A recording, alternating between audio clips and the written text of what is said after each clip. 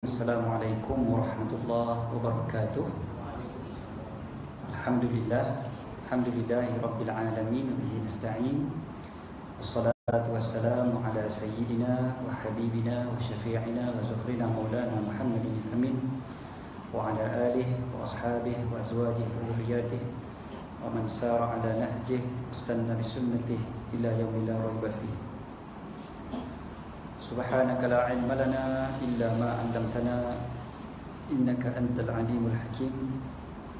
Allahumma rizqna as-sidqa fil qawl wal ikhlasa fil amal. Allahumma amin. Amma ba'd. Kasih pada Tuan Pengerusi, Suruh Jawatan Kuasa Surau, para pimpinan masyarakat, para asatizah, ibu-ibu dan ayah, abang kakak, adik-adik muslimin dan muslimat, tuan-tuan dan puan-puan yang dirahmati dan dikasihi oleh Allah Subhanahu wa taala sekalian. Alhamdulillah, syukur pada Allah Subhanahu wa taala. Allah pilih kita pada malam ini. Allah yang pertemukan kita, Allah yang letakkan kita di surau ini. Allah yang pilih tuan-tuan, Allah juga yang pilih saya. Alhamdulillah dapat sampai. Macam tadi disebutkan oleh pengurusi, saya tak tanya kat surau kat mana kan. Tanya parking kat mana je. Dia ada sebab sebenarnya. Sebabnya minggu lepas hari raya saya dari Ipoh saya ke Kuala Kangsar. Kebetulannya rumah keluarga mentua tu di Kuala Kangsar. Jadi memang lalu lah depan ni kan. Memang lalu depan ni. Adik ipar saya kata, tu gambar poster, banner kan. Banner berlambak. Kiri kanan ada banner. Jadi nak jadi ceritanya pula. Sebenarnya kalau ikut jadualnya hari ni saya ke Uzbekistan. Jadi saya dah sudah macam mana ni? Nak ke Uzbekistan tapi banner dah banyak dah kat sini. Akhirnya Uzbekistan punya jadual ditangguhkan dan marilah ke sini. Jadi nak jadi ceritanya dapatlah jumpalah surau ni kat mana. Minggu lepas lagi lah, ataupun 2 minggu sudah sebelum raya. Jadi alhamdulillah Allah Taala pilih kita, Allah yang letak kita kat sini. Dan kita tahu kita duduk di sini ni bukan sebab kita ni orang paling baik, bukan orang paling suci, bukan orang yang paling rajin kan. Dan saya tak rasalah ada orang yang akan mendabik dada kata dia orang paling baik. Tak adalah di kalangan kita yang hadir di surau hari ini yang mengatakan dia datang sini sebab dia rajin, sebab dia paling soleh sekali di sini. Ke ada? Ada yang nak angkat tangan, Ustaz, saya bukan sekadar paling soleh di di Sungai Siput Utara, bahkan di seluruh negeri Perak dan jajahan tak ada. Ada? Kalau ada nak angkat tangan tu saya dah risau dah, sebab pernah sekali saya ceramah ada orang angkat tangan. Dia angkat tangan, dia kata, Ustaz, saya orang paling baik sekali kat sini. Punyong gila. Jadi dia memang sungguh tuan-tuan, baru lepas sebelum Ramadan baru ni saya ceramah di satu surau. Dia angkat tangan, dia kata dia paling baik. Apa Ustaz, saya lah orang paling baik kat sini. Tengok-tengok dia tak berhenti bercakap. Kita ceramah, dia pun nak ceramah. Dah kali AJK surau suruh dia keluar, dia tak nak. Lama-lama dia dah naik syekh, dia ke depan pula nak rebut mikrofon. Ada juga jenis tu. Tapi tuan-tuan tidak, insya-Allah tak ada yang terputus wire kat sini kan, insya-Allah. Jadi kita semua sihat walafiat, dan kita tahu bila kita ada akal yang sihat dan hati yang sihat, insya-Allah kita tahu kita datang ini dalam keadaan kita banyak dosa, banyak salah dan banyak silap. Allah jugalah yang menggerakkan hati kita untuk kita dapat duduk di sini pada malam ini. Jadi syukur pada Allah. Syukur sangat pada Allah. Aku ni banyak salah, banyak silap, banyak dosa, tapi Allah Ta'ala tetap pilih kita. Itu je dah cukup dah sebenarnya, menyebabkan kita rasa syukur, tuan-tuan. Dan bila kita syukur, mudah-mudahan Allah tambah lagi kan. La in syakartu la azidannakum. Kita dah biasa dengar ayat ni. Dan saya sebenarnya banyak ceramah saya memang saya mulakan dengan ayat ini ataupun perkara ni, sebab nak ingatkan diri sendiri juga. Selain daripada semua yang mendengar, yang paling kuat, yang paling dengar sekali pada ceramah saya adalah telinga saya sendiri kan.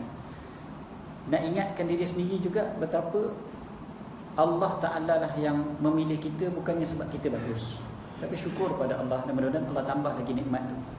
Malam ini saya di Perak, esok insya-Allah di Pahang, lusa di Singapura kan. Cukuplah utara, timur, selatan kan.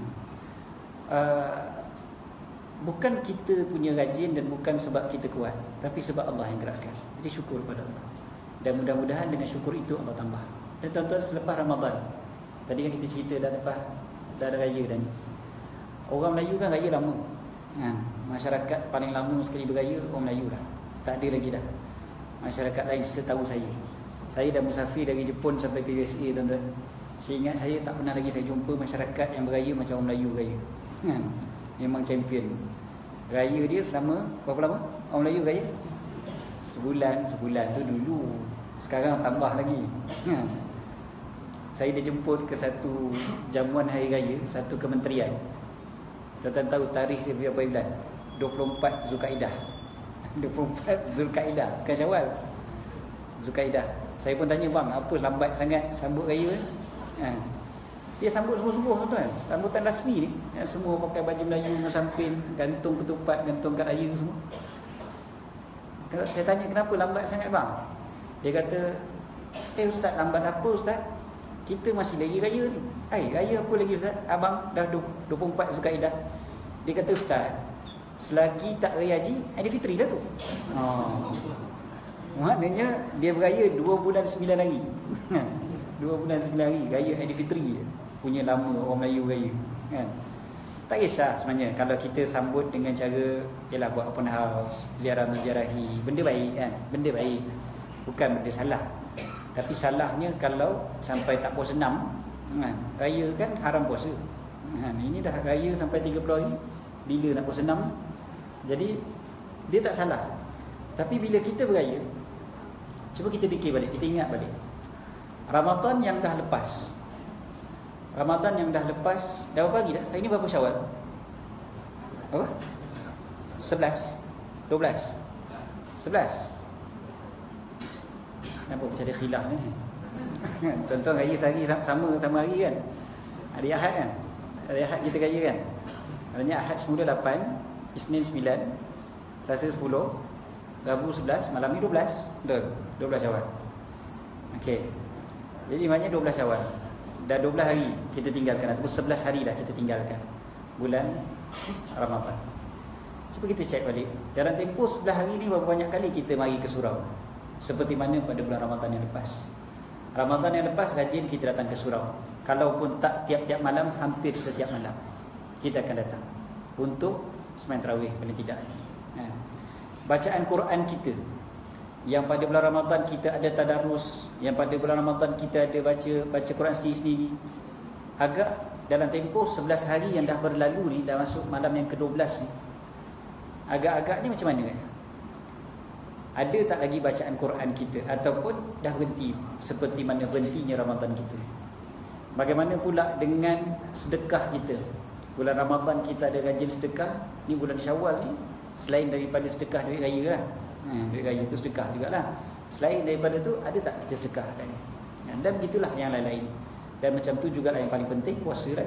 Puasa Ramadan, maka ada tak puasa 6 kita? Semua ni sebenarnya dia berpunca daripada syukur juga sebenarnya. Syukur. La in syakartum la azidannakum. Konsep pertama sekali dalam nak istiqamah adalah syukur dulu, rupa-rupanya. Syukur Allah tambah. Yang disebutkan syukur Allah tambah. Kita duduk sini pada malam ni, tuan-tuan. Kita tahu kita bukan layak untuk duduk. Jadi kita bersyukur. Bila kita bersyukur dengan sebenar-benar syukur, maka Allah akan tambahkan lagi rasa nikmat.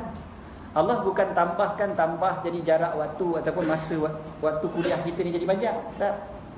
Risau ustaz nak syukur, takut kuliah patut habis pukul 9.30 jadi habis 10.30. Tak. Syukur kita menyebabkan Allah tambah nikmat, rasa seronok duduk dalam surau. Dan juga menyebabkan kita beristiqamah insya-Allah lepas-lepas daripada ni. Sebab kita syukur dengan nikmat Allah, bukan dengan sebab kita sendiri yang rajin. Kalau kita bergantung kepada diri kita sendiri, memang kita akan kalah. Esok lusa kita akan penat. Sebab kita rasa kita yang kuat. Kita bergantung harap pada diri sendiri, kita akan lemah. Kita bergantung harap pada Allah, kita akan kuat. Kan tuan-tuan, saya duduk atas kursi ni, kursi macam kursi pengantin ni. Duduk atas kursi ni, saya rasa tenang. Sebab apa saya rasa tenang? Sebab saya rasa kursi ni kukuh. Dia, kaki dia kuat dan sebagainya. Jadi saya duduk pun relax, tenang. Dan saya boleh duduk dengan tempoh yang lama duduk atas kursi ni. Tak rasa risau. Tapi kalaulah kursi ni, pengurusi surau bagi tahu, ustaz, minta maaf kursi kami ni patah satu kaki dia. Ustaz jaga-jaga tak pernah lagi dalam sejarah kami penceramah jatuh daripada kursi. Jadi ustaz jaga-jaga. Saya berceramah pun dalam keadaan tak selesa, dalam keadaan tak tenang, sebab kaki kursi ni patah sebelah, menyebabkan saya jadi tak boleh bergantung harap kepada kursi ni. Dan saya pun tak boleh nak duduk lama, bimbang, takut jatuh, begitu. Tapi kalau kita bergantung harap pada kursi berapa lama pun lama-lama dia akan hancur juga. Kita bergantung harap pada kekuatan diri kita, lama-lama kita akan lemah. Bergantung harap pada kerajinan diri kita semata-mata, rajin itu satu emosi yang akan hilang. Tapi kalau kita bergantung harap kepada Allah yang maha kuat, yang maha gagah, kita sandar kepada Allah, kita akan lebih yakin. Dan kalau nak istiqamah, itu caranya syukur kepada Allah dan bersandarlah kepada Allah. Maka mudah-mudahan Allah bagi kita nikmat yang bersambung dan berterusan. Contoh sekarang ni Ramadan dah lepas, masuk bulan Syawal, kita tak dapat dah nak buat benda-benda yang berkaitan dengan Ramadan. Mungkin kita boleh muhasabah sekarang ni. Antaranya adalah sejauh mana aku syukur dengan Ramadan yang baru ni. Sejauh mana aku syukur Allah pilih aku dapat datang surau untuk semain tarawih. Sejauh mana aku syukur aku dapat baca Quran. Ke dalam hati sekadar nak perhabis Quran, supaya aku boleh cerita kat orang aku dah habis Quran. Tadarus kita, berapa ramai orang tadarus pada bulan Ramadan. Bulan Syawal tak ada tadarus dah. Salah satu sebabnya apa? Sebab tadarus kita nak mengejar habis, nak khatam. So kita tadarus nak khatam. Itu saja kita punya target. Kita kurang rasa syukur. Ya Allah, Allah pilih juga aku untuk baca ayat-ayat dia. Allah pilih juga aku untuk baca kalam Allah. Kalam Allah aku dapat baca. Allah gerakkan juga mulut aku ni yang banyak dosa ni, Allah gerakkan juga untuk baca kalam dia.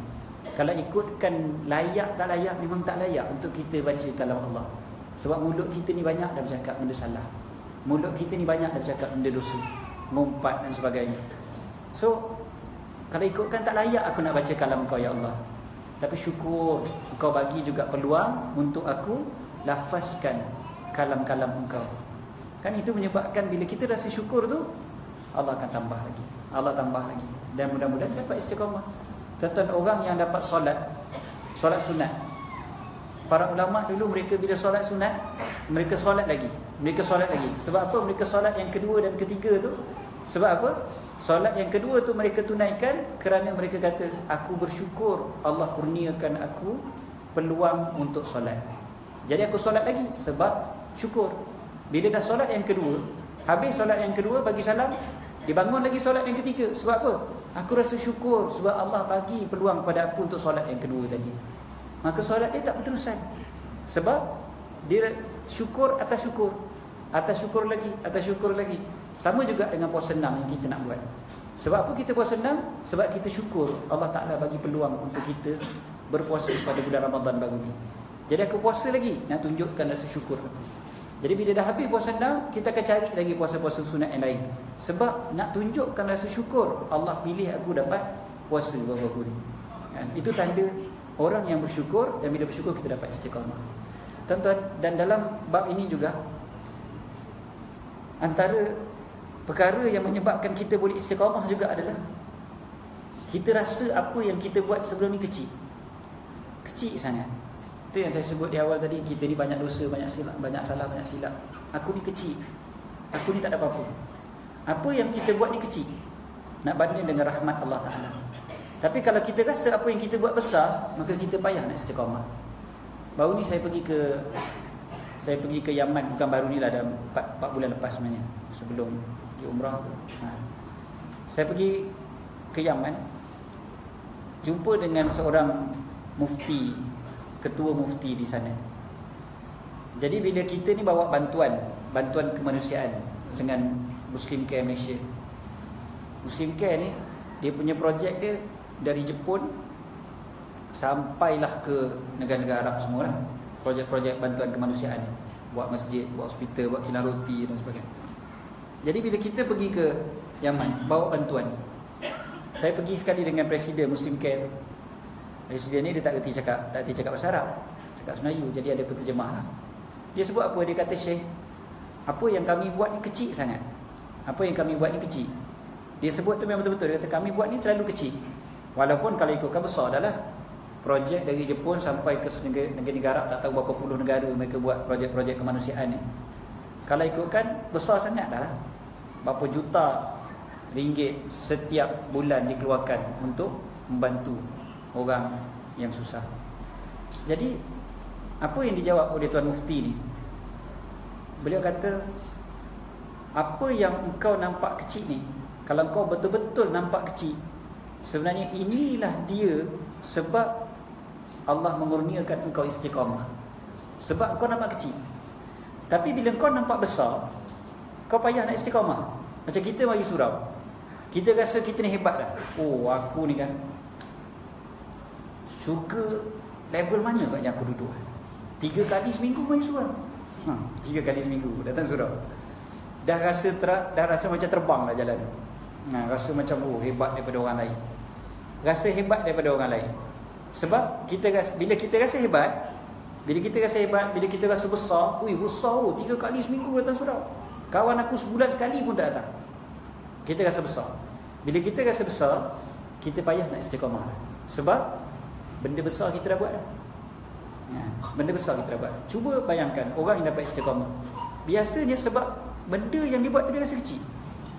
Tiap-tiap hari datang surau 5 kali sehari. Dia rasa Allah, kecilnya, sikitnya perbuatan baik aku. Sikitnya amalan soleh aku nak syurga Allah Ta'ala yang sangat mahal. Sikit sangat apa yang aku dah buat. Jadi dia akan cuba lagi, tambah lagi. Cuba kita fikir, Ramadan baru ni sebenarnya yang kita buat amal sikit je. Walaupun banyak banding dengan bulan sebelumnya, tapi masih lagi kecil nak beli syurga Allah Ta'ala. Mana nak dapat? Memang tak mampu pun. Kita boleh syurga pun dengan rahmat Allah. Apa yang kita buat kecil sangat, sikit sangat. Jadi kalau kita rasa sikit, kita rasa kecil, ketika itu insya-Allah kita boleh istiqamah. Tuan-tuan, saya datang ke sini, saya drive ke sini, perjalanan ialah 2 jam setengah macam tu kan, 3 jam dari Kuala Lumpur. Dekat je.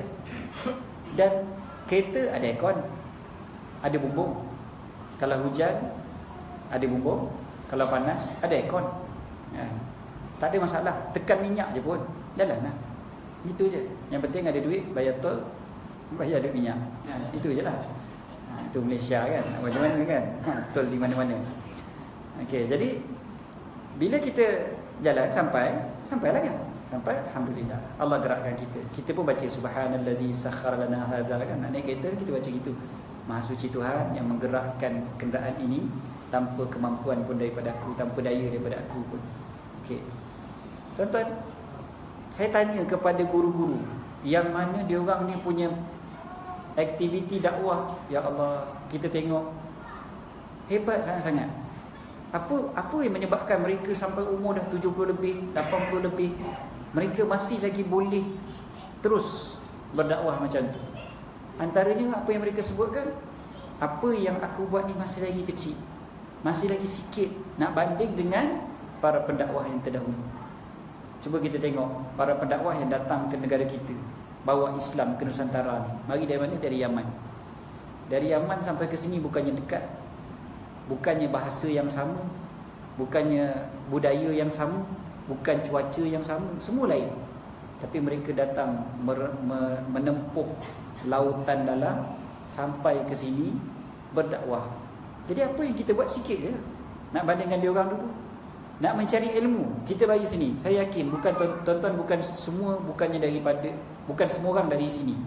Kawasan ni paling bebas Salak apa? Salak Baru. Bukan semua dari Salak Baru. Mungkin ada yang dari kawasan-kawasan yang berhampiran.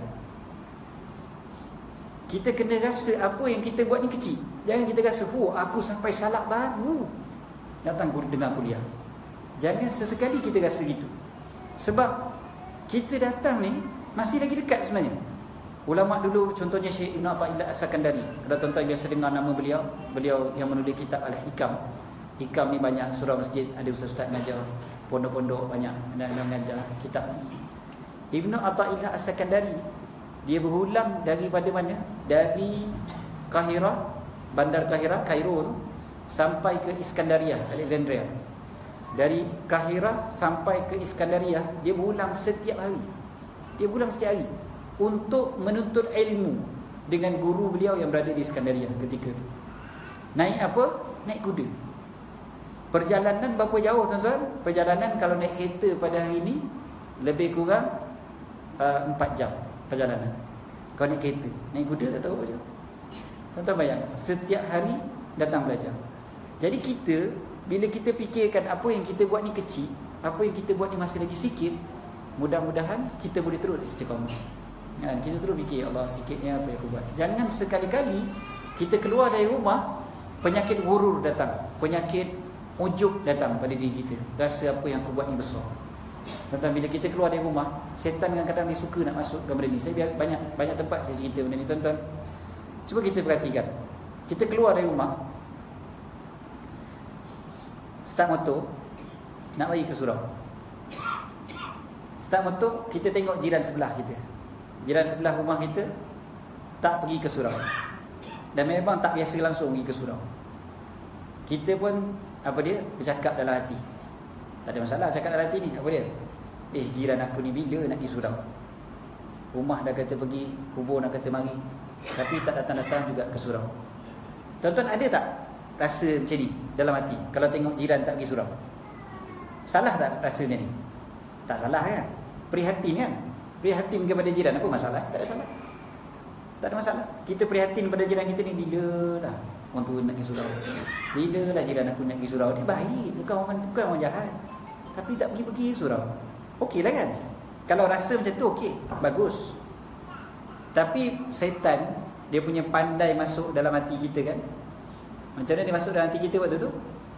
Kita pun sambung sikit lagi dialog tadi. Apa dia?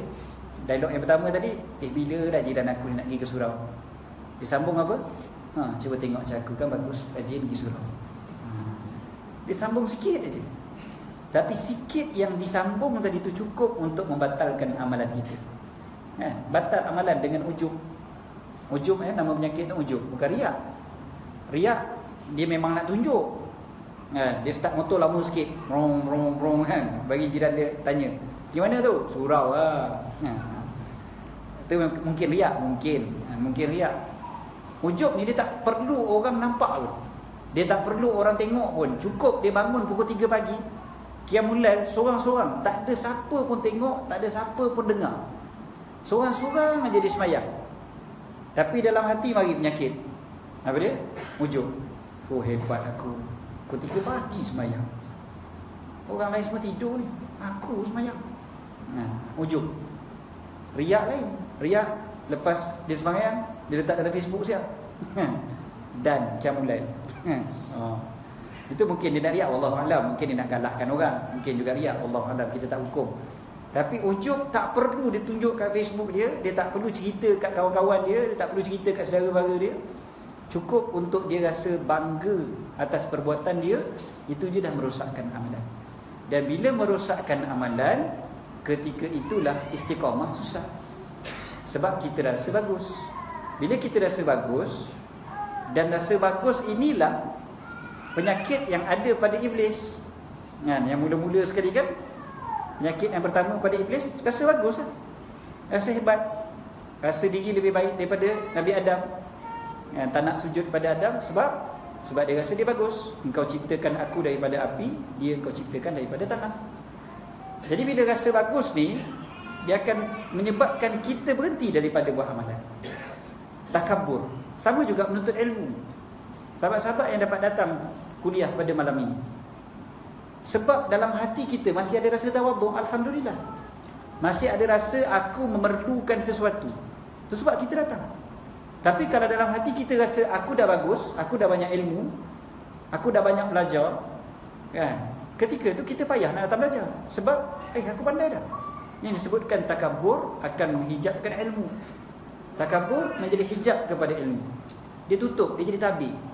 Ilmu dekat depan dia pun dia tak nampak dah. Sebab dia rasa dia bagus. Memang macam tu. Kita ilmu apa pun macam tu, ilmu dunia pun macam tu, ilmu akhirat apatah lagi. Bila kita rasa kita bagus, kita tak belajar dah.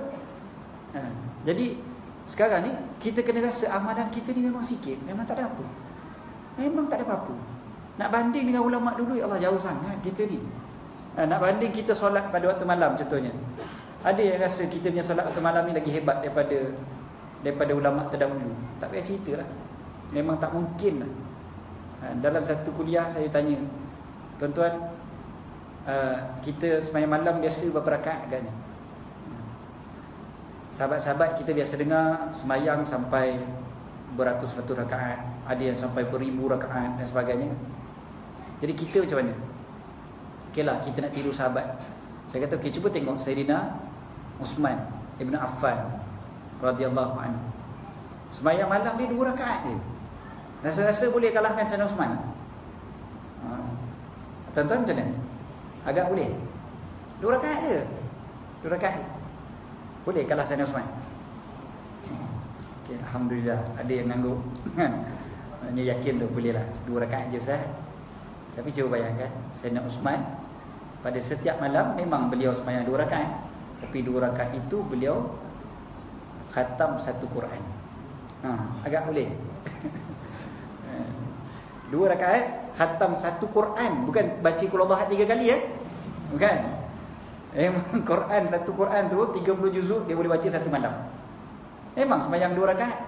1 rakaat 15 juzuk, bayang boleh. Kita 1 rakaat setengah muka surat, kata imam panjang dah. Panjang betul imam ni baca. Sembahyang tarawih cukup-cukup dia ringan-ringan sudahlah baca ayat lazim. Baca setengah muka surat kita kata panjang, komplain lah. Tuan-tuan, ada satu masjid dia sembahyang tarawih sampai hujung Ramadan tu melimpah keluar lagi jemaah. Bila kita cek rupanya imam dia memang hebat. Bila baca Quran, rakaat pertama dia baca bismillah, lepas Fatihah lepas Fatihah amin, dia baca apa? Bismillahirrahmanirrahim. Qul huwallahu ahad, Allahus samad, Allahu akbar. Rukuk dah. Rakaat kedua lepas amin, lam yalid wa lam yulad wa lam yakul lahu kufuwan ahad, Allahu akbar. Saya kata patutlah masjid dia penuh. Tok imam dia kreatif. Qul Huwallahu ahad boleh bagi 2 tu. Kita tak terfikir kan. Ada tuan-tuan terfikir kata Qul Huwallahu ahad bagi 4 pun boleh. Kita tak terfikir, kita rasa Qul Huwallahu ahad tu pendek dah. Dia boleh bagi 2 lagi. Tuan-tuan, tapi jangan tanya saya masjid mana nanti ada nak pergi tahun depan. Tapi cerita ni betul tuan-tuan. Saya sendiri pernah sembahyang kat masjid. Tapi bukan sebab nak kejar Qul Huwallahu ahad bagi 2 tu lah. Sebab saya memang nak tahu kenapa ramai orang. Nak jadi cerita tuan-tuan, rupanya pihak AJK masjid pernah tukar. Bukan pernah tukar, pernah jemput imam hafiz. Imam dari Ma'had Hafiz ni untuk jadi imam. Jadi sebelum sembahyang tarawih, AJK masjid bagi tahu, imam, masjid kami ni baca pendek-pendek aja. Jangan baca panjang-panjang warning dulu siap-siap dekat imam. Tak apalah, imam tu baca pendek okeylah. Jadi dia pun 1 rakaat itu dia bacalah 1 muka surat, setengah-setengah. Rakaat pertama baca setengah muka surat, rakaat kedua baca setengah muka surat. Bagi dia pendek sebab biasa dia baca 1 rakaat 1 muka surat. Ini dipendekkanlah 1 muka surat setengah muka surat 1 rakaat. Jadi lepas sembahyang tuan-tuan tahu apa jadi? Elok bagi salam, bukan sallallahu alaihi. Lepas sembahyang je bagi salam 2 rakaat je. Jemaah kat belakang bising dah. Apa panjang sangat imam? Pendek-pendeklah sikit. Imam tu terkejut tuan-tuan. Hai, aku baca setengah muka surat kata panjang. Tuan-tuan, sebab apa? Rupanya dia orang biasa kalau bahad bagi 2. Jadi bila setengah muka surat tu rasa panjang. Itu memang berlaku tuan-tuan ceritanya. Saya nak ceritanya tuan-tuan, kita ni kalau kita rasa kita punya amalan tu banyak, memang kita payah nak istiqamah. Nak banding dengan ulama dulu, ya Allah, memang kita punya amalan sikit sangat. Kalau kita rasa sikit, kita akan cuba usaha untuk banyakkan lagi. Tapi kalau kita rasa dah banyak, ketika tu kita pun dah cukup berpeluk tubuh. Aku confirm dah syurga dah aku ni. Jauh sangat kan kalau kita fikirkan dengan dia orang dulu. Sayyidina Arwah Ibn Zubair contohnya, dia sakit kaki, nak kena potong kaki dia. Jadi doktor ketika tu lah, ketika zaman dia nak potong kaki dia, nak bagi dia minum arak sikit supaya dia boleh tahan sakit tu. Dia kata tak ada, aku tak nak ambil benda yang memabukkan, benda haram. Habis tu doktor kata, habis tuan takkan mampu untuk menanggung kesakitan kena potong kaki ni. Dia kata tak apa, potong kaki aku waktu aku tengah semayang. Aku semayang nanti kau potong kaki aku. Jadi dia orang pun buat macam tu. Dia semayang, ketika dia semayang, dia orang potong kaki dia. Potong kaki dia, dia pengsan. Dia pengsan sebab darah keluar banyak apa semua, dia pengsan. Dia pengsan dan bila dia bangun, waktu malam yang dia kena potong. Dia bangun tu, apa benda pertama sekali dia tanya? Kaki dah tak ada sebelah. Bangun-bangun dia tanya, waktu subuh ada lagi tak ni? Dia tanya. Sebab nak sembahyang subuh. Nak sembahyang subuh. Dia tak ingat pun kata kaki sebelah hilang. Dan lepas tu dia pun sedih. Orang bertanya, kenapa tuan sedih? Sabarlah, kaki kita ni memang pinjaman daripada Allah. Tak, dia kata aku sedih sebab inilah pertama kali seumur hidup aku tak habiskan 1/4 Quran pada waktu malam. Rupanya dia punya amalan dia, setiap malam dia akan habiskan suku Quran. Suku Quran. Setiap malam. Jadi dia kata malam ni lah tadi, sebab dia pengsan, tak dapat habiskan bacaan Quran dalam solat dia. Sampai gitu sekali. Kita agak macam mana? Quran kita agaknya macam mana? Berapa banyak agaknya yang kita baca? Berapa banyak agaknya yang kita solat dan sebagainya? So itu antara benda lah yang membantu mereka untuk istiqamah, iaitu sentiasa rasa apa yang kita buat ni tak cukup. Sama je apa-apa ibadat pun. Ibadat yang dengan Allah macam tu, ataupun hubungan dengan manusia pun macam tu juga. Kita suami isteri, kalau kita sentiasa rasa apa yang kita buat tak pernah cukup lagi, kita akan tak tambah lagi, cuba lagi. Sebab tak cukup. Cuba kita rasa, aku dah buat macam-macam. Waktu tu kita pun malas nak tambah. Sebab aku dah buat macam-macam. Sama je sebenarnya. Hubungan dengan Allah pun macam tu, hubungan dengan manusia pun macam tu. Dengan manusia, seorang suami yang rasa dia dah bagi segala-galanya kepada isterinya, dia dah buat macam-macam dah kepada isteri dia, maka ketika itu dia susah untuk tambah lagi. Sebab dia rasa dia bagus. Bukan tambah isteri lagi tuan-tuan. Tambah apa yang dibuat untuk isterinya. Sama juga dengan seorang isteri. Bila dia rasa macam-macam dah dia buat untuk suami, ketika itu dia payah untuk upgrade lagi. Sebab macam-macam dah aku buat. Okey, selesai. Itu yang kedua. Yang ketiganya tuan-tuan, bila kita duduk dalam bulan Syawal ini, dalam bulan Syawal, habis dah Ramadan, satu benda yang kita perhatikan banyak di kalangan kita yang tak dapat nak istiqamah, antara sebabnya adalah kerana kita tak memaksa diri kita untuk datang ke majlis-majlis ilmu, tak datang ke kuliah-kuliah. Malam ni tuan-tuan, alhamdulillah, malam ni kita ceramah perdana, tapi kita tak buka kitab, tak baca kitab. Tuan-tuan, selepas habis Ramadan, masuk bulan Syawal, buka kitab, baca kitab, belajar, cari surau masjid yang ada kuliah-kuliah pengajian. Tuan-tuan yang duduk belah sana, tolong masuk masjid. Okay. Dia ada yang suka duduk kat luar, dia kata open air, tapi jangan isap rokok pula apa, yang duduk dalam suka aircon, duduk luar open air. Tapi kat mana pun kita berada, jangan duduk dekat pintu. Saya teringat satu ketika Nabi SAW lepas perang Uhud. Perang Uhud, Nabi SAW cedera kan? Cedera. Jadi bila cedera, Nabi SAW tak kuat waktu tu. Maknanya banyak kecederaan yang menimpa Nabi SAW sampai disangka baginda dah wafat pun. Jadi baginda dibawa oleh para sahabat ke satu tempat di tepi Gunung Uhud. Di tepi Gunung Uhud, baginda nak solat ketika tu. Nak solat. Kawasan solat tu kecil lagi daripada surau tuan-tuan ni. Kawasan solat tu. Dan sahabat Nabi SAW ramai. Jadi bila nak solat, Nabi SAW sebut apa kepada para sahabat waktu tu? Nabi bacakan ayat Al-Quran dalam surah Al-Mujadalah. Apa dia? Idza qila lakum tafassahu fil majalisi fafsahu yafsahillahu lakum. Apabila diberitahu kepada kalian supaya lapangkanlah tempat dalam satu majlis, maka lapangkanlah. Allah akan melapangkan untuk kalian. Sampai masjid itu sampai hari ini dipanggil Masjid Fasah. Fasah ni maksudnya lapang. Masjid sempit, kecil, tapi dipanggil masjid lapang. Sebab Nabi SAW bacakan ayat tersebut di masjid itu. Masjid Fasah dipanggil. Nabi SAW solat ketika itu dalam keadaan duduk sebab sakit. Sakit, kecederaan kerana perang Uhud. Jadi tuan-tuan, bila kita duduk kat pintu, orang minta kita lapangkan, kita ingat ayat ni.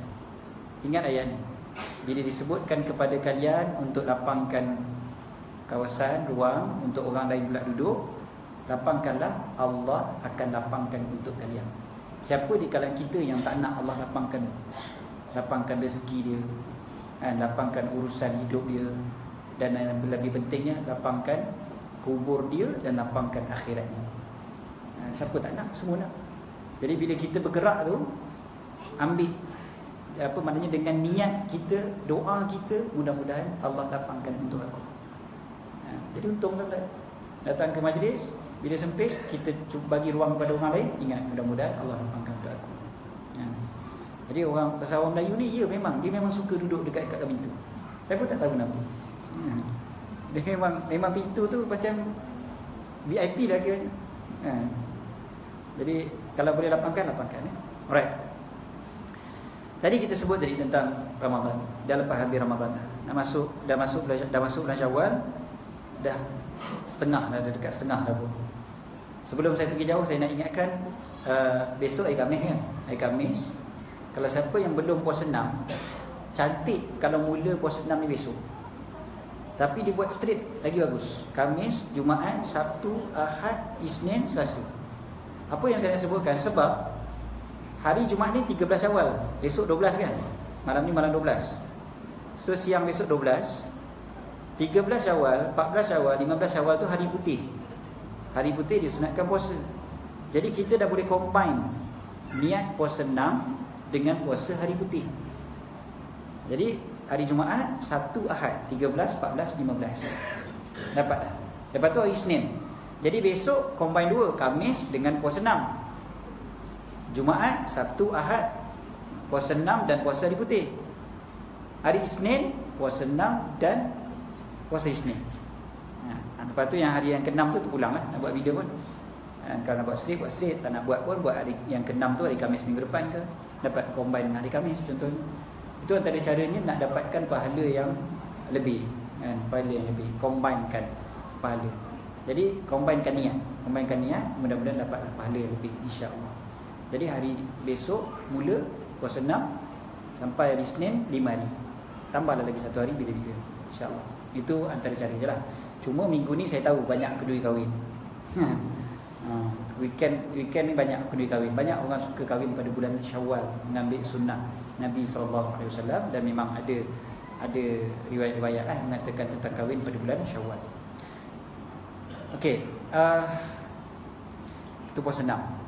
Seterusnya tentang ilmu tadi. Kita datang ke majlis ilmu, datang kuliah pengajian. Sebab apa? Kuliah pengajian ni dia akan membantu kita untuk istiqamah. Bila kita datang kuliah, ada macam-macam sebab kita boleh istiqamah. Satunya, sebab datang kuliah kita nak minta Allah ampunkan dosa kita. Kan itu salah satu cara nak dapat pengampunan dosa. Datang pengajian, datang belajar, baca kitab, itu salah satu sebab Allah ampunkan dosa. Walaupun apa yang kita baca tu dah belajar lama dah. Ustaz mengajar bab air lagi, air mutlak, cerita pasal mandi wajib. Yang belajar makcik umur 90. Mandi wajib apa lagi ustaz? Okey, tak apa, belajar je. Sebab apa? Datang kuliah tu sendiri satu sebab dapat pengampunan dosa Allah Ta'ala, daripada Allah Ta'ala. Allah nak ampunkan dosa. Jadi kita pergi belajar, Allah ampunkan dosa. Dan bila Allah ampunkan dosa, mudah untuk kita buat baik. Sebab hati kita yang dah gelap, ada titik-titik hitam, dosa-dosa kita, Allah ampunkan. Allah ampunkan, Allah bersihkan hati kita. Bila hati itu bersih, mudah untuk kita buat baik. Jadi cari pengampunan Allah Ta'ala. Sebab kita diajar untuk istighfar banyak kali setiap hari dan sebagainya. Sebab ini semua membantu kita buat baik. Rasa payah nak buat baik, payah nak istiqamah buat baik, minta ampun daripada Allah.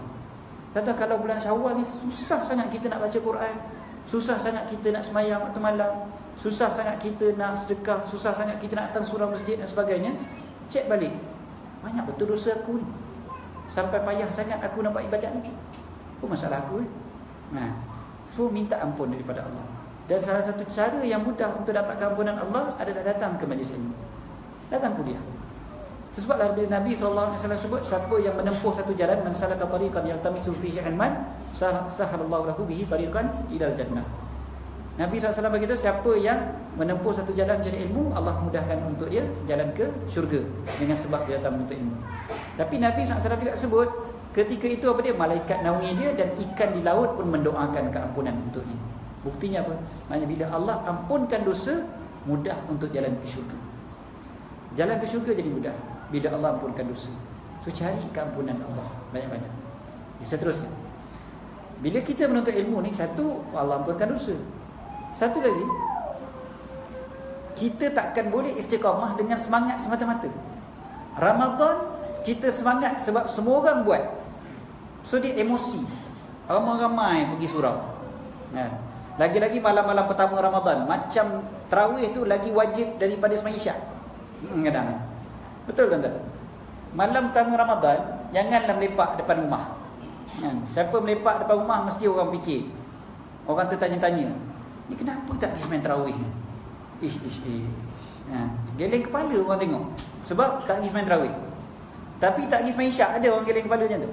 Relax dia tak sembahyang Isyak malam-malam kan. Tak sembahyang Isyak, lepak kat luar, lepak kedai mamak apa semua kan, relax. Malam pertama Ramadan, WhatsApp pun ditutup. Kalau dia tak pergi kuliah, tak pergi sembahyang tarawih pun, tak pergi ke surau, WhatsApp ditutup, takut kantoi kata tak pergi sembahyang tarawih. Tak lepak kedai mamak. Malam pertama lah, malam kedua, malam ke-10 lain lah ceritanya. Tapi senang ceritanya, kita buat tu kerana emosi. Emosi apa? Emosi sebab semua orang pergi, kita pun semangat untuk pergi. Benda bagus, pergi. Tapi sebab semangat semata-mata, semangat Ramadan tu datang. Habis Ramadan, semangat tu hilang. Bila semangat hilang, nak teruskan kebaikan tu payah. Sebab emosi satu benda yang akan hilang. Allah Ta'ala sayang kepada kita, Allah jadikan emosi kita ni benda yang boleh hilang. Kalau emosi tak hilang, gila kita tu. Kalau emosi tak hilang, gila. Kenapa menangis Pak Haji? Sedih, kucing mati. Bila? 70 tahun lepas. Emosi tak hilang. Emosi Allah sengaja lupakan sebab sayang kepada kita. Tapi Allah bagi ilmu. Ilmu tu Allah tambah lagi, bagi lagi ilmu. Mudah-mudahan dengan ilmu itu kita dapat buat baik. Sebab tuan-tuan, macam mana cerita yang tuan-tuan semua biasa dengar hadis Nabi SAW tentang orang yang dah bunuh 99 orang tu. Kita biasa dengar cerita tu kan. Dia dah bunuh 99 orang. Dia jumpa siapa? Dia jumpa orang soleh. Orang soleh, abid, orang yang rajin beribadat. Adalah dia jumpa Pak Haji yang rajin ibadat. Ni zaman sebelum Nabi SAW, Nabi yang cerita. Jadi macam mana?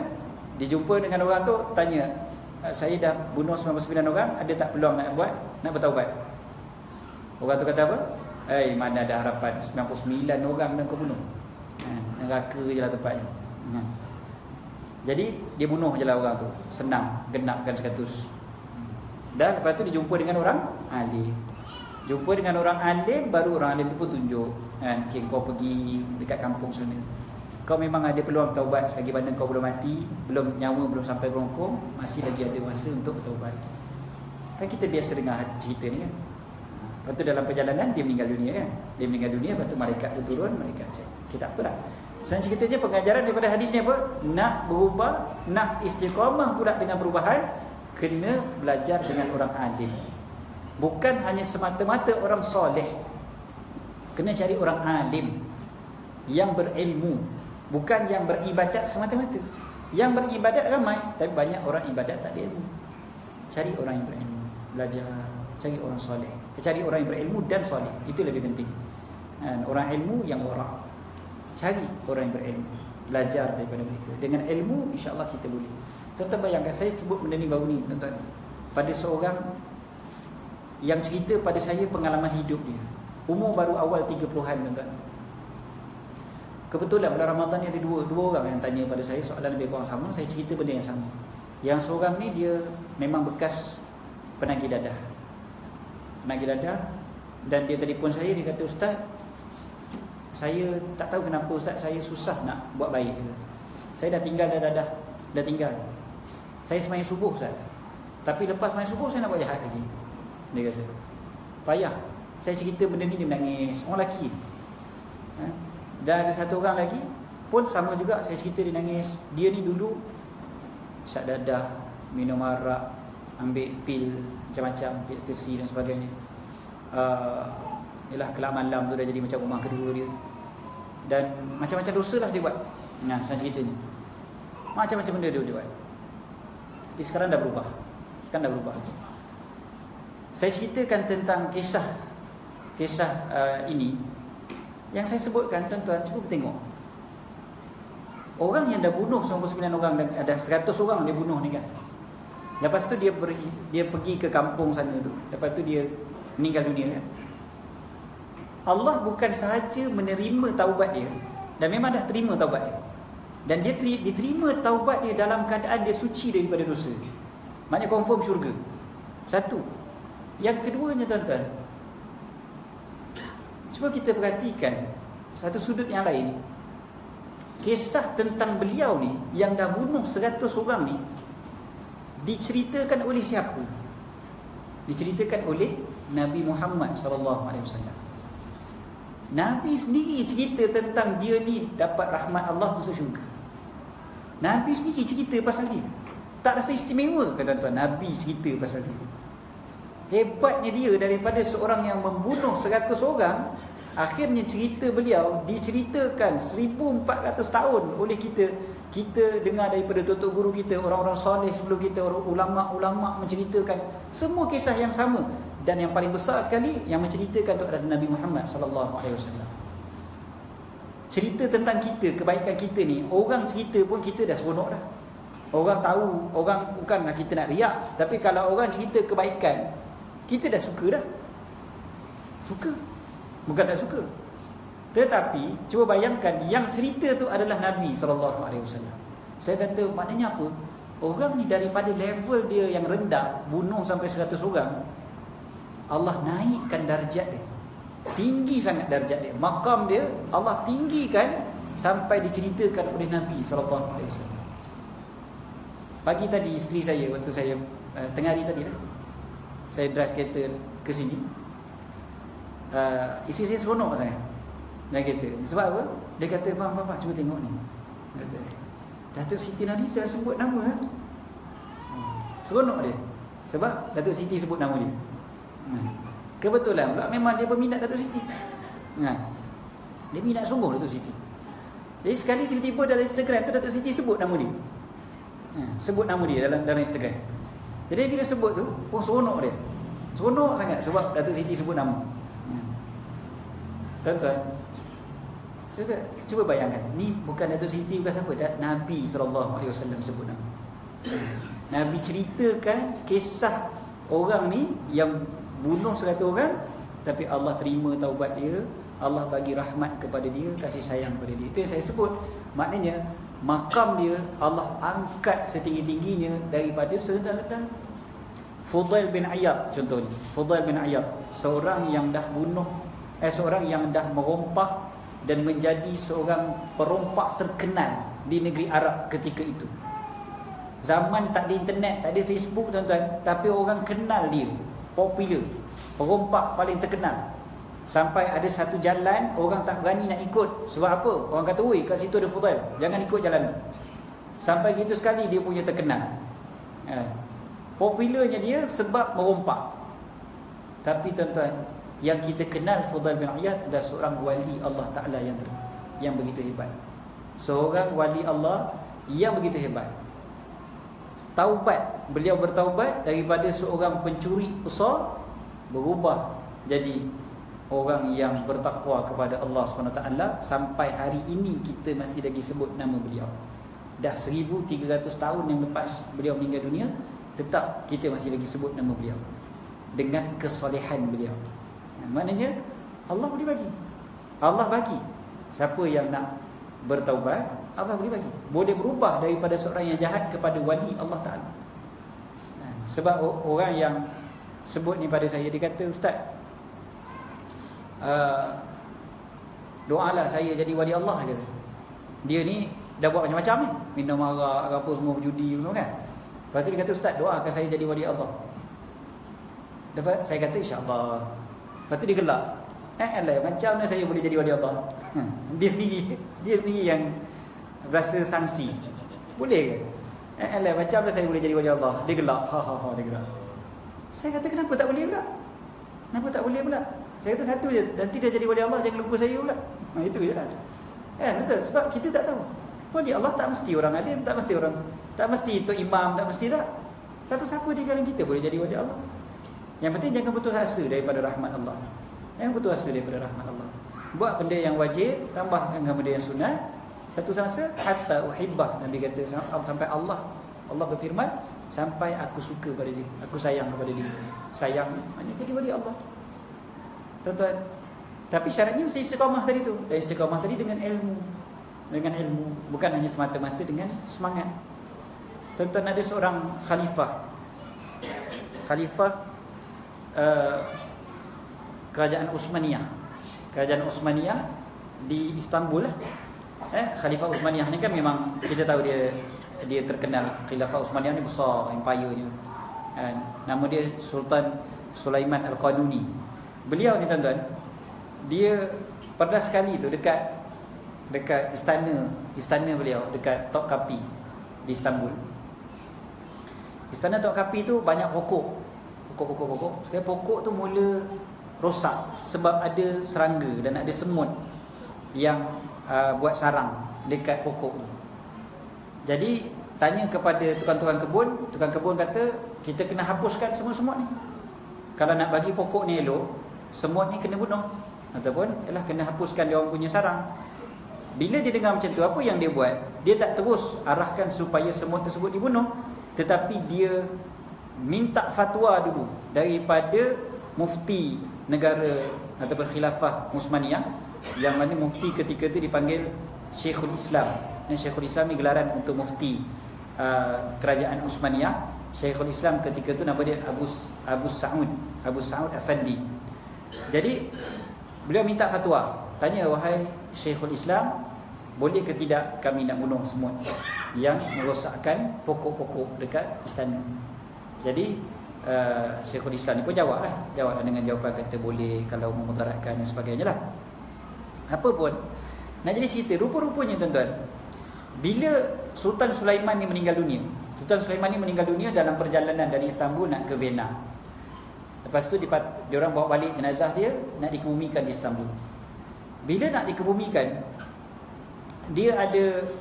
rupanya dia ada tinggalkan wasiat. Wasiat dia apa? Bila aku mati, tanam aku dengan satu peti. Peti ni letak di sisi aku dalam kubur nanti. Letak sekali peti ni. Jadi orang pelik, apa hal pula sultan ni suruh tanam dengan peti sekali. Jadi orang pun tanya kepada mufti ketika tu, Syekhul Islam Abu Sa'ud ni. Jadi Syekhul Islam ketika tu kata, buka peti tu, tengok apa dia. Kokot harta ke kan? Manalah tahu kan, orang yang gila harta kalau mati memang dia nak ke bumi dengan harta kalau boleh. Kan ada orang yang ke bumi dengan kereta pun ada tu kan. Kereta mau masuk dalam kubur, bayangkan. Bukan kereta mainan, kereta betul. Jadi okeylah, so orang pun buka peti tu, nak tengok apa dalam. Sebab kalau harta tak boleh, harta dah jadi milik, harta pusaka kan, dah milik waris, mana boleh letak dalam kubur. Jadi dia buka dalam peti tu. Tuan-tuan tahu apa dalam peti tu? Dalam peti tu rupanya ada penuh fatwa-fatwa yang dia pernah minta daripada mufti. Semua ketah-ketah fatwa tu semua disimpan dalam peti tu rupanya. Dan apa yang dia sebut? Dia tulis dekat situ, dia kata aku simpan fatwa-fatwa ini sebagai apa? Sebagai hujah aku nanti kalau Allah Taala tanya kepada aku apa yang aku dah buat. Aku buat apa pun aku ada hujah. Aku dah tanya pada mufti, boleh ke tidak apa yang aku nak buat ni. Waktu tu mufti ketika tu, Syekhul Islam ketika tu menangis tak isak-isak. Dia kata kat manalah aku nak lari, kat manalah tempat yang aku boleh berteduh kalau aku bagi fatwa dalam keadaan yang salah. Kalau fatwa aku tu salah, nanya aku. Rupanya sultan sampai gitu sekali bawa.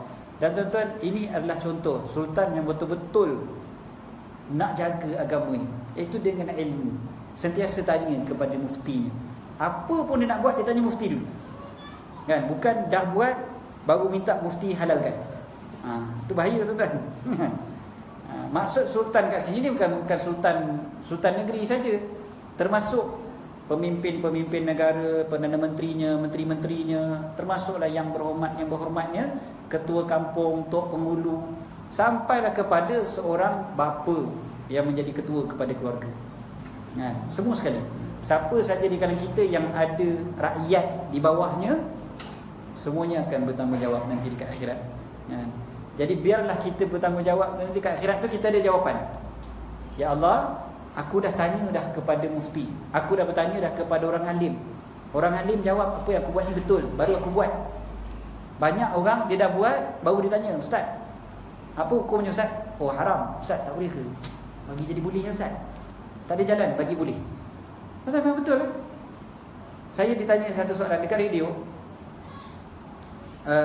Bila orang ditanya soalan, DJ dia macam tak nak tau. Dia macam, lah ustaz, tak payah layan ada ni. Dia kata kenapa pula? Kenapa tak payah? Kenapa tak payah layan pula? Dia kata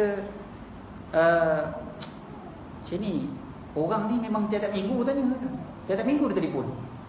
Tak apalah, baguslah dia rajin telefon. Tak ustaz, masalahnya tiap-tiap minggu dia telefon tanya soalan yang sama. Ustaz yang lain, tiap-tiap minggu dia tanya soalan yang sama. Rupa-rupanya dia punya kerja apa? Dia nak cari mana ustaz yang kata boleh apa yang dia buat. Ustaz A, ustaz nombor 1 kata haram, ustaz nombor 2 kata haram, ustaz nombor 3 kata haram, sampai nombor 9 kata haram, nombor 10 boleh. Ustaz ni paling bagus sekali. Ini ustaz paling bagus sekali, paling pandai sekali. Nak cari juga seorang yang kata boleh. Rupa-rupanya memang ada. Ada seorang tanya pada saya tentang hukum insurans. Dia masuk insurans konvensional, dah bertahun-tahun. Dah lama dah. Saya kata tukarlah, pergi pada takaful. Kata ustaz, saya kalau nak keluarkan daripada insurans konvensional ni, saya akan rugi beribu-ribu ustaz. Kata, dah. Habis tu kenapa waktu nak masuk dulu tak tanya? Kenapa sekarang baru nak tanya? Waktu dulu dah masuk, jahiliah ustaz. Macam mana? Salah kita lah kan. Kita tak tanya dulu. Tuan-tuan, ini kita secara individu, apatah lagi seorang menteri, seorang Perdana Menteri dan sebagainya. Lagilah, nak buat apa pun tanya dulu. Boleh ke? Tak boleh. Jadi kita tidak, buat dulu. Nanti ulama kata tak boleh, cuba cari jalan bagi boleh. Itu masalah kita pada hari ini. Dan saya sebut bukan sahaja seorang Perdana Menteri, bahkan kita semua sebenarnya bertanggungjawab atas perkara ini. Tuan-tuan yang dirahmati dan dikasihi oleh Allah SWT sekalian. Jadi ilmu sangat penting untuk kita boleh istiqamah, insya-Allah. Mudah-mudahan Allah kurniakan kita istiqamah. Tuan-tuan, seterusnya doa yang tadi tu, mudah-mudahan Allah kurniakan kita istiqamah. Allahumma rzuqna istiqamah. Banyakkan berdoa macam tu. Kalaulah Sayyidina Umar bin Khattab radhiyallahu anhu pun boleh doa macam tu, apatah lagi kita. Kita kena selalu fikir, aku ni belum tentu lagi mati dalam keadaan yang baik. Aku belum tentu. Kena ada rasa takut. Tapi dalam masa yang sama ada rasa harap pada Allah. Berharap pada Allah. Kalau Sayyidina Umar bin Khattab boleh kata apa yang tuan-tuan biasa dengar, kalau semua orang atas muka bumi ni, semua umat Nabi SAW masuk syurga melainkan seorang, aku takut akulah orang tu. Semua orang dalam dunia ni masuk syurga kecuali seorang je masuk neraka. Aku takut akulah orangnya. Kalau Sayyidina Umar boleh kata macam tu, agak kita macam mana? Tentu kita lagi risau.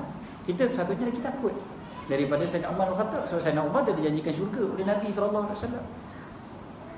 Cuba bayangkan kita sendiri macam mana akhir hayat kita.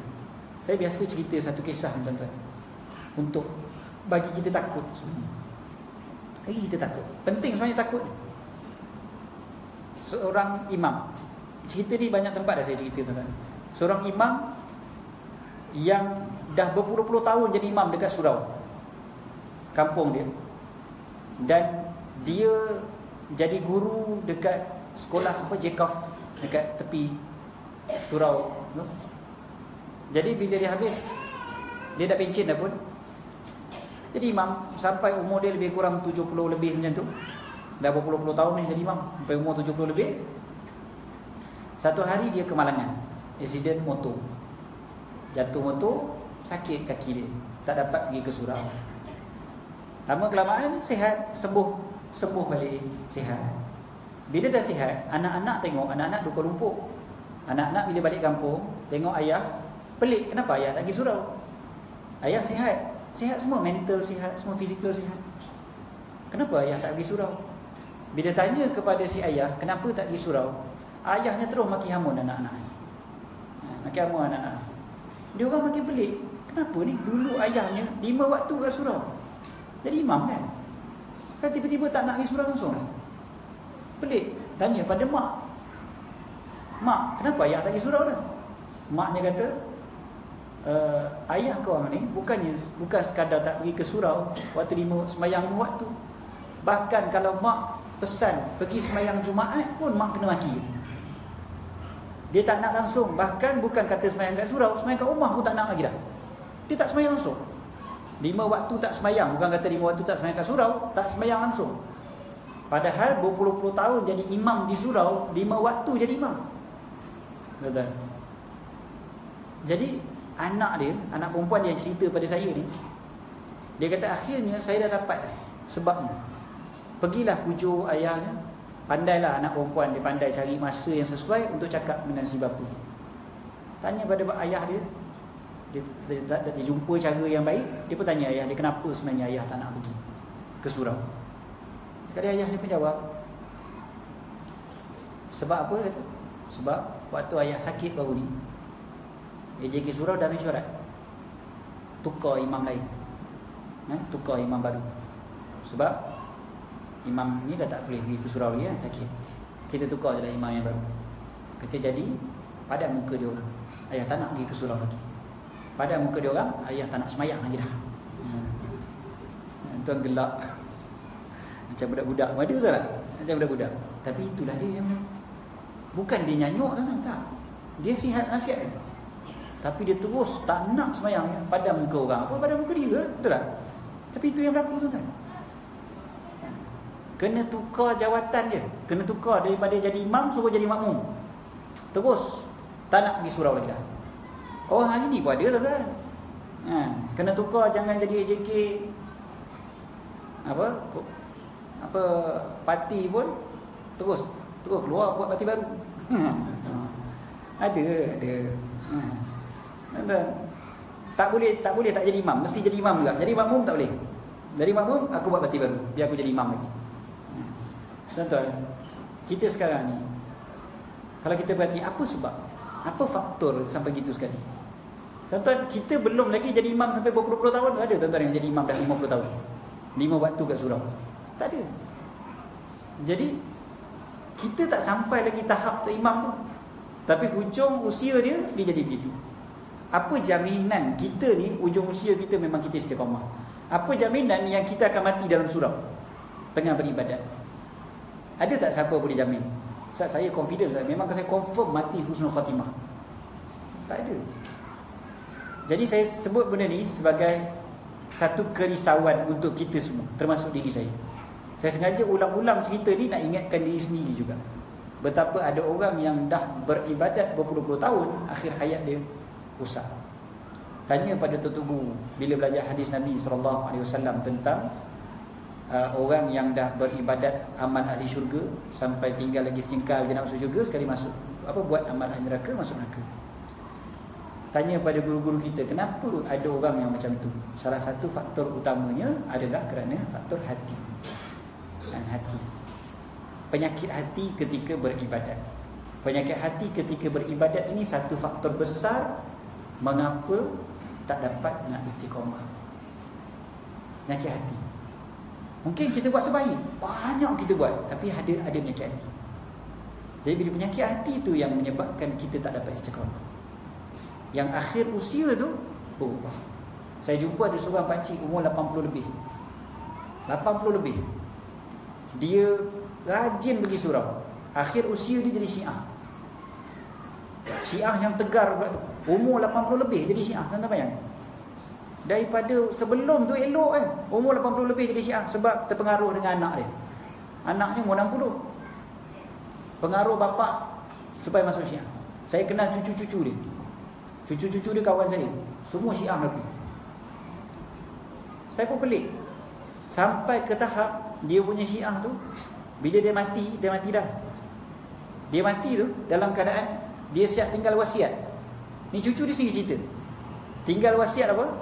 Letak 2 rotan dia kata. Nanti bila atuk mati, letak 2 rotan dalam kubur atuk. Orang pun pelik, kenapa letak 2 rotan ni?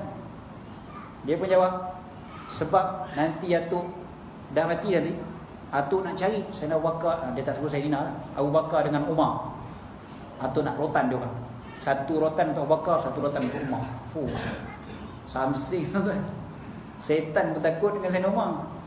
Dia nak bagi rotan Sayyidina Umar tu. Umur 80 lebih. Mula jadi begitu. Padahal sebelum tu rajin datang surau masjid, datang semayang. Tuan-tuan, saya bila tengok macam ni, kita pun risau. Kita pun ada kebimbangan bagaimana akhir hayat kita. Mati kita nanti macam mana.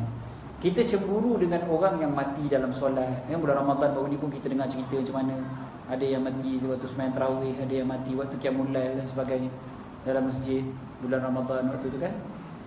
Kita kan jealous kan tengok macam tu kan. Kita ada cemburu, kita ada rasa macam ya Allah, untungnya dia. Tapi agak kita ni macam mana? Aku agaknya macam mana? So doa dah banyak-banyak. Ya Allah, kurniakan aku istiqamah, kurniakanlah aku husnul khatimah. Jangan kau tutup nyawa aku nanti dengan su'ul khatimah. Dan seterusnya tuan-tuan, satu benda yang memudahkan, mudah-mudahan insya-Allah kita boleh dapat istiqamah adalah doa orang lain.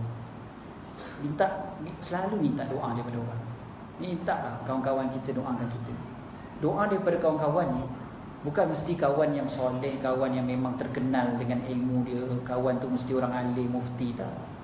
Kawan kita mak rempit pun tak apa, minta je tu, minta dia doakan kita. Mak rempit tu, minta je.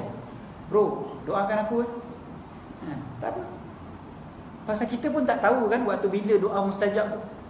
Tentang dia doa waktu tempat ataupun tepat dia doa tu betul-betul waktu tu dah waktu doa mustajab. Kita pun tak tahu. So minta je doa daripada siapa-siapa. Kita jumpa siapa-siapa minta doa. Dan yang paling penting tuan-tuan minta doa daripada orang yang tuan-tuan bagi sedekah. Bagi sedekah, minta dia doakan. Kita ingat, kita bagi pada dia, yang lebih wajar kita yang terima kasih pada dia, bukan dia terima kasih pada kita. Sebab ada dia lah kita boleh mampu untuk dapat pahala sedekah. Kalau tak kerana dia, kita pun tak dapat pahala sedekah. Minta tolong. Kita bagi pada dia duit, doakan saya. Bagi, minta doakan saya. Selalu buat macam tu. Minta doa daripada orang. Bukan rasuah ni. Ni bukan valet doa tuan-tuan. Macam valet doa je Ustaz. Lain, dia bukan bisnes. Dia bukan bisnes dia macam tu. Bukan dia letak dekat dia punya kotak minta sedekah tu kan, RM5 satu doa. Tak. Kita minta pada dia, kita bertawassul sebenarnya dengan ibadat yang kita dah buat. Sedekah tu ibadat. So konsep berdoa ni kan kita sebut iyyaka na'budu wa iyyaka nasta'in. Kita baca tiap hari tu. Pada Engkau-lah kami beribadat, kami sembah, dan pada Engkau-lah kami minta tolong. Mana satu dulu? Ibadat dulu ke minta tolong dulu? Ibadat dulu. Iyyaka na'budu wa iyyaka nasta'in. Minta tolong kedua. So maknanya konsepnya dalam ibadat adalah kita minta tolong dengan ibadat. Minta tolong dengan ibadat. Sebab wasta'inu bis-sabri was-salat. Minta tolong dengan sabar dan solat. Maksudnya ibadat tu kita minta tolong. Sebab kita buat semayang hajat, kita semayang, kita minta pada Allah. Sebab kita buat kenduri doa selamat. Kita buat kenduri tu, kita ajak orang makan tu, itu adalah ibadat. Kita minta tolong pada Allah. Ya Allah, ini. So kita tawassul dengan ibadat kita. Sama juga dengan kita sedekah. Bila kita sedekah, kita minta pada Allah. Dan bukan sahaja kita minta pada Allah, kita minta orang yang kita bagi sedekah tu minta pada Allah. Saya jumpa seorang artis yang berhijrah daripada pakai seksi pergi jadi pakai tudung, alhamdulillah. Salah satu dia punya faktor dia adalah dia buat program untuk membantu rakyat Syria. Dia buat program bantu rakyat Syria. Waktu tu dia tak pakai tudung. Saya hati ni memang sangat terkenal. Kalau saya sebut nama dia, saya yakin tuan-tuan semua kenal. AJK Surau semua kenal. Memang sangat terkenal seantero Malaysia. Dia berubah daripada tak pakai tudung kepada pakai tudung. Saya message dia. Lepas dia berubah tu, terus saya message dia. Saya kata, sebab dia kenal saya, bukan saya nak kata daripada dia, tak. Saya message, saya kata tahniah berubah. Tapi percayalah, salah satu daripada faktor perubahan kamu ni, bila dapat berubah, salah satu faktornya adalah doa orang yang dizalimi dekat sana. Doa orang yang kat sana yang ikhlas, yang tak kenal pun kita sebenarnya. Dia orang doa tu berharap pada Allah, ya Allah, bagilah kebaikan kepada orang yang bantu kami. Pasti dah orang-orang yang dizalimi orang ni semua, dia orang akan doakan kebaikan untuk orang yang bantu dia. Doa, ya Allah, bagi kebaikan kepada mereka. Dan apa lagi kebaikan yang kita nak yang lebih besar daripada kebaikan akhirat. Jadi dia doakan kebaikan, doa kebaikan, doa kebaikan. Kita yang bagi, insya-Allah dapatlah kebaikan. Dan tu sebab tuan-tuan kena rajin juga sedekah kepada surau, kepada masjid dan sebagainya. Kita sedekah, kita bagi, tengok tabung masjid, tabung madrasah, tabung sekolah agama, lalu kita bagi dengan niat mudah-mudahan bila aku dah mati nanti, pahala tu berterusan lagi. Dan ada orang yang akan mendoakan untuk aku. Ada lagi orang yang akan mendoakan untuk aku bila aku dah mati. Kita hidup tak lama. Kita tahu mungkin malam ni kita mati dah. Kita pun tak tahu. Tapi paling tidak bila kita bagi duit tu tuan-tuan, bagi sedekah tu, mudah-mudahan Allah akan mengurniakan orang-orang pula yang doakan kita. Orang yang mendoakan kita tu Allah bagi taufik supaya dia doakan kita. Sebab kita ada sumbangan. Berapa ramai orang semayang dekat surau ni, kalau kita bagi duit, orang yang semayang tu kita terus dapat pahala. Kita ganti kapet ni baru lagi ni kan. Ni tebal lagi ni. Kapet bila dah dipih nanti, dah baru pun satu macam dan sebagainya kan. Nak tukar kapet baru. Tukar kapet baru, kita yang mulakan buat tabung contohnya. Kita letak RM5 tapi tabung baru. Kita pun ajak kawan-kawan semua, jom bagi duit untuk ganti kapet baru. Dapatlah berapa ribu ringgit, tukar kapet baru. Selama mana orang duduk atas kapet tu, orang semayang, orang duduk majlis ilmu, selama tu dah kita dapat pahala. Kan untung. Untung berterusan dapat pahala. Ini benda yang kita nak cari. Kan tuan-tuan. Dan waktu nak sedekah, tabung surau kejap lagi lalu. Tabung surau kejap lagi lalu. Tuan-tuan sedekah dalam keadaan dalam kepala apa?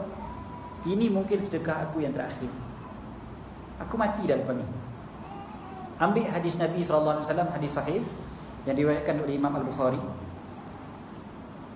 Hadis bila mana Nabi SAW pegang bahu Sayyidina Abdullah ibn Umar.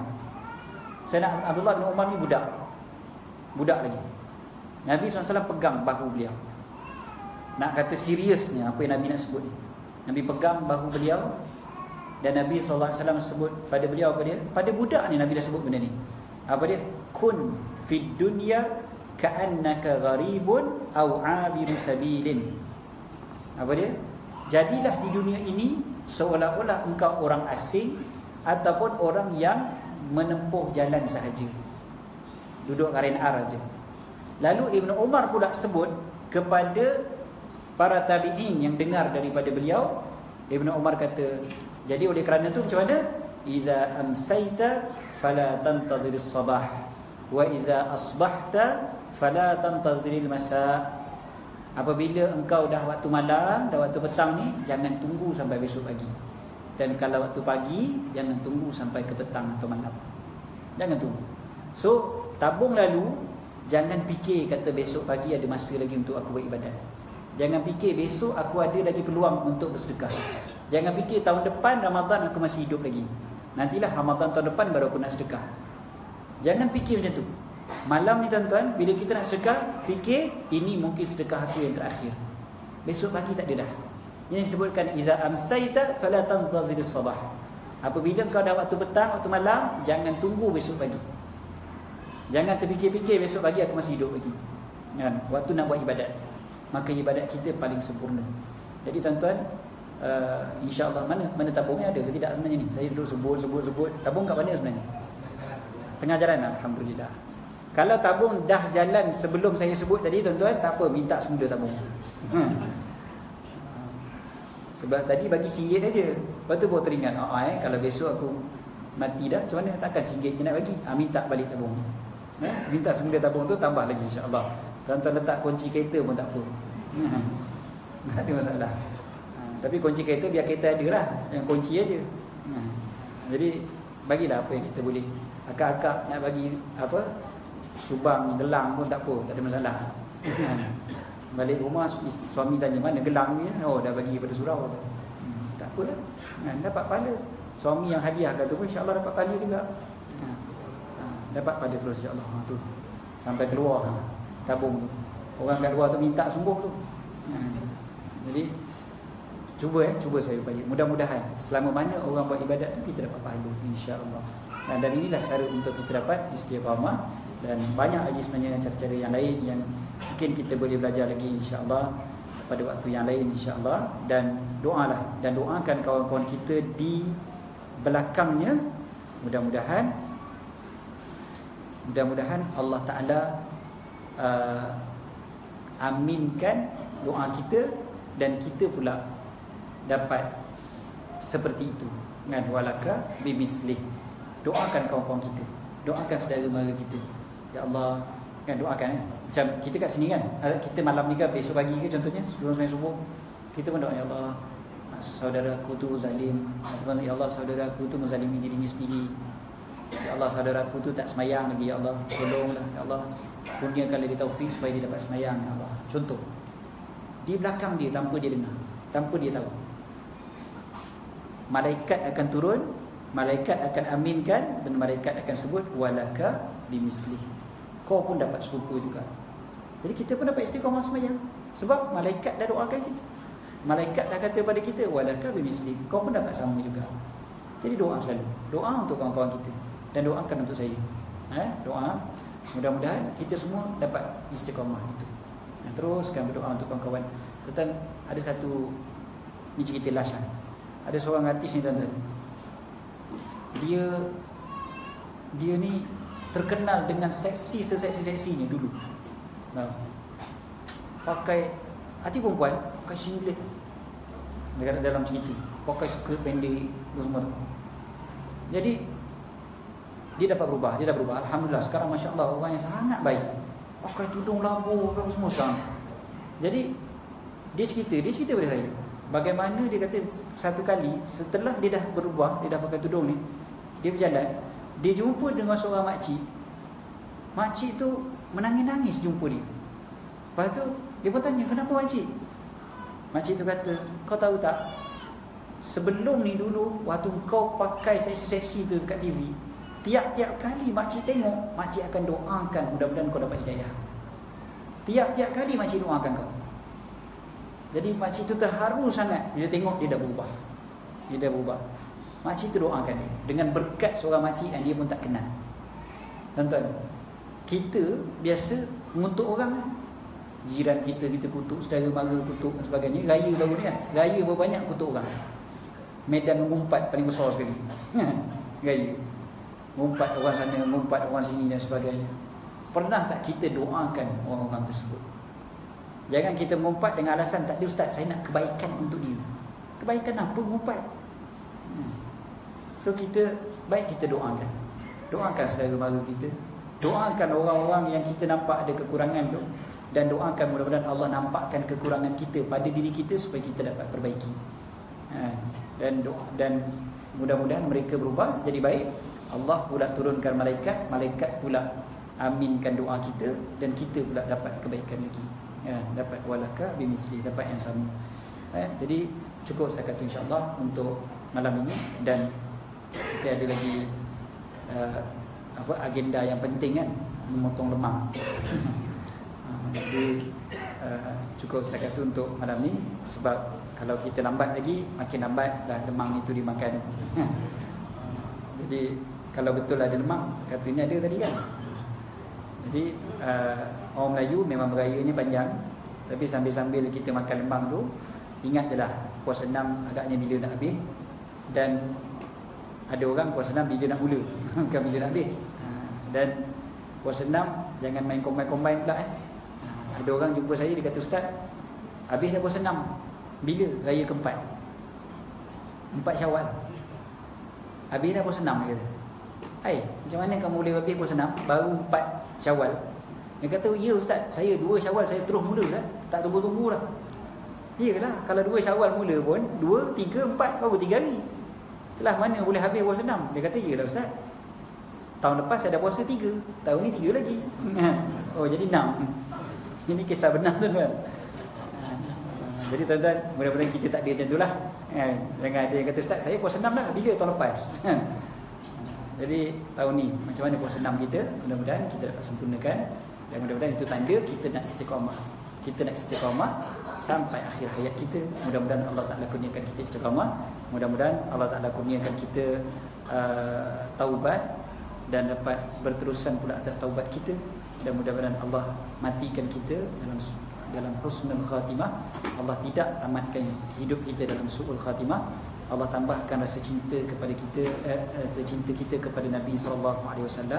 Allah tingkatkan rasa sayang kita, rindu kita kepada Nabi SAW, supaya biarlah Allah Ta'ala matikan kita pada hari yang kita paling sayang Rasulullah SAW, paling cinta, paling rindu kepada baginda SAW. Mudah-mudahan kita dapat bangkit bersama-sama dengan baginda SAW. Aku qauli hadza wa astaghfirullahal azim li wa lakum. Bismillahirrahmanirrahim. Rabbana anfa'na bima 'allamtana, rabbi 'allimna alladhi yanfa'una, rabbi faqihna wa faqih ahlana, qarabatin lana fi dinina ma'al putri unsa wa dzakar. Rabbi waffiqna wa waffiqhum lima tartadi qawlan wa fi'lan karama, warzuqil kulla halalan da'ima wa akhilla atika ulama hasabil khair wa faqul syarr. Rabbana waslih lana kulla syu'un wa akrim biridhanika ayun, wa qdi 'anna rabbana kulla diyun qabla an ta'tina rusul manun, waghfir wastur anta akramu man satar. Sallallahu alaihi wasallam Muhammad wa ala alihi wa sahbihi wa sallam. Alhamdulillah rabbil alamin.